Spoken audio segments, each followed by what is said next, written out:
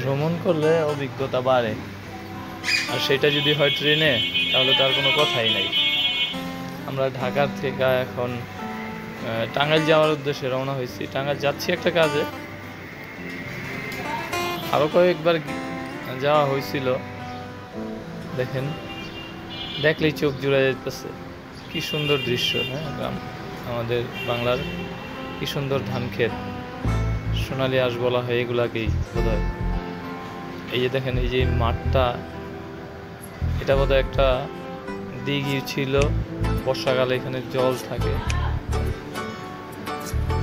কি সুন্দর দেখা যাচ্ছে, কত বড় একটা মাঠ। আমরা শহরে খেলার মানুষ আছে, মাঠ নাই। এখানে দেখেন, মাঠ আছে, মানুষ নাই খেলার জন্য।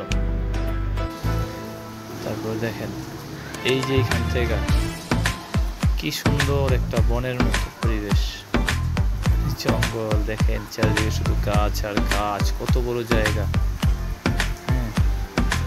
আশেপাশে কিচ্ছু নাই। দেখেন, যদি এইখানে কেউ রেখা ছেড়া দেওয়া হয় তখন কেমন লাগতে পারে।